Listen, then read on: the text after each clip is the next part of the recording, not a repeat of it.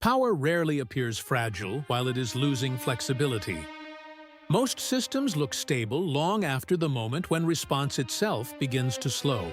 An empire can hold its borders, collect its taxes, and crown its emperors while the machinery beneath those rituals grows quietly incapable of reacting in time. This is the strain we examine now.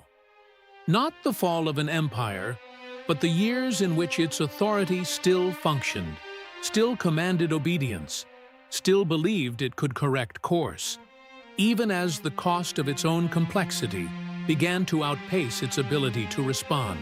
Byzantium in the 11th century did not collapse. It narrowed, and the narrowing mattered more than anyone inside it understood.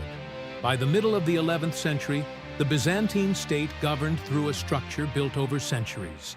A layered system of provincial commands, tax registries, court ministries, and military districts known as themata. Each theme financed and supplied its own soldiers, a design meant to keep defense local and cost-controlled. Constantinople directed policy through an intricate bureaucracy of scribes, logothetes, and provincial judges, all reporting upward through channels that had once moved with relative speed. Emperors such as Constantine IX Monomachos inherited this system intact, its institutions functioning, its treasury solvent, its armies still capable of holding frontiers in Anatolia and the Balkans. Nothing suggested weakness. The palace issued decrees. The provinces obeyed them. Yet the very structure that had made the empire durable was beginning to generate friction it was not designed to absorb. The first pressure came from cost.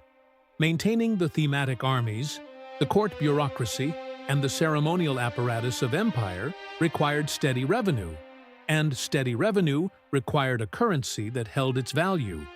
When military expenses rose faster than tax income could match, the response was not structural reform, but incremental adjustment. The gold content of the nomisma was reduced, quietly, in stages, so that more coins could be minted from the same reserves. It solved the immediate shortfall. It also meant that every transaction across the empire now carried a small, compounding distortion, one that provincial officials had to manage without clear instruction from the center on how much true value their collected taxes now represented. A second pressure followed from personnel. Military service under the theme system was hereditary and land-based, but converting local defense obligations into cash payments proved administratively convenient for a treasury under strain. Soldiers were permitted, and increasingly encouraged, to pay a fee in place of service. The state used that revenue to hire mercenary forces, Normans, Pechenegs, Varangians, who were more flexible in deployment, but carried no rooted loyalty to the frontier they defended. This was not recklessness. It was a rational response to a real fiscal problem. But it replaced a self-sustaining defensive structure with one that depended on continuous payment. And continuous payment depended on a currency that was already weakening. Regional governors absorbed the consequences before the palace registered them as a pattern. Provincial officials delayed troop rotations while awaiting clarification on debased pay scales.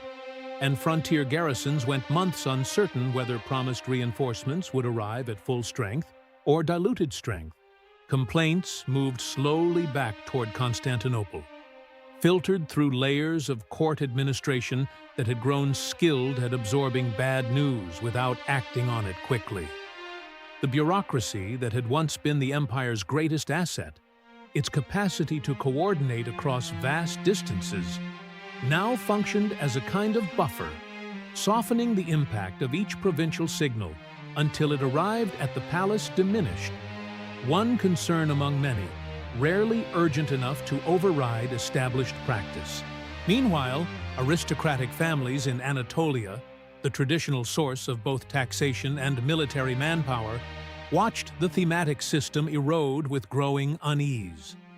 Many began consolidating land and private retinues, less out of ambition than insurance, a hedge against a central authority whose promises of protection had grown less reliable than they had been under earlier, more assertive emperors.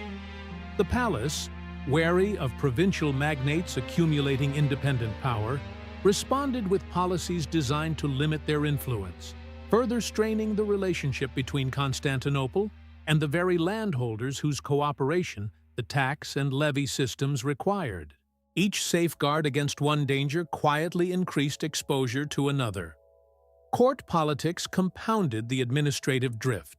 Succession in this period passed through a series of short reigns and contested claims, and each transition brought new appointments, new fiscal priorities, and new interruptions to policies that provincial administrators had only recently learned to implement.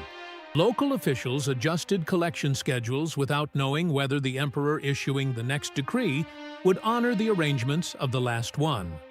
Merchants in border towns priced goods against a currency whose exchange value shifted with each new debasement, unsure which standard would hold by the season's end. None of this announced itself as crisis. It accumulated as friction, decisions arriving later, adjustments becoming smaller and more frequent, the distance between a problem's emergence in the provinces and its recognition in the palace growing by months rather than weeks. By the 1050s and 1060s, the empire still held its ceremonial authority intact. Emperors were crowned, armies were dispatched, provinces paid tribute, and foreign envoys still treated Constantinople as the seat of an unbroken imperial tradition. But the instruments available to respond to sudden pressure, a rapid frontier incursion, an unexpected revolt, a currency shock, had narrowed considerably from what they had been a century before. The theme armies were smaller and less reliable. The treasury's reserves were harder to calculate honestly. The mercenary forces meant to compensate for both were expensive, occasionally disloyal, and dependent on payment schedules the state could not always guarantee. The empire had not lost its authority. It had lost its margin. That loss became visible not through defeat, but through hesitation. When frontier commanders in Anatolia reported growing pressure from new powers along the eastern borders, the response from Constantinople arrived through the same layered channels that had absorbed every prior signal. Reviewed, weighed against treasury constraints, delayed by the competing priorities of a court managing multiple crises with a currency it could no longer fully trust. Reinforcements were promised before they were funded. Provincial governors made commitments to garrison commanders the palace had not yet confirmed it could honor. No single decision looked like failure. Each looked like caution. The emperor still believed the frontier could be stabilized, the treasury repaired, the mercenary contracts renegotiated once revenues recovered. Recovery still appeared possible. The empire had absorbed worse pressures before and endured. But the instruments for absorbing pressure were narrower now, and narrower instruments meant less room between a delayed decision and a consequence that could no longer be deferred. Authority often appears strongest just before its choices begin to narrow. Byzantium in these decades still issued its coinage, still crowned its emperors, still commanded provincial loyalty in name and largely in practice.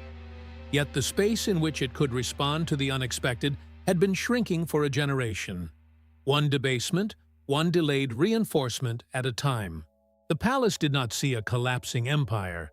It saw a series of manageable problems, each solved just well enough to avoid immediate rupture. Whether that pattern could continue indefinitely was a question no one in Constantinople was yet asking aloud. The pressure was visible to those who administered its consequences in the provinces. The response, from the center that still held every formal power to act, remained uncertain.